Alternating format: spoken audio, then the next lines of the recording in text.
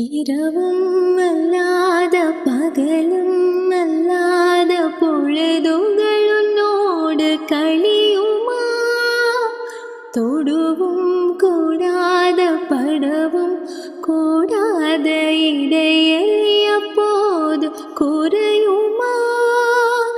மடியினில் சாய்ந்தது தொடுக்குதே, மறுபுறம் நாணமும் தடுக்குதே.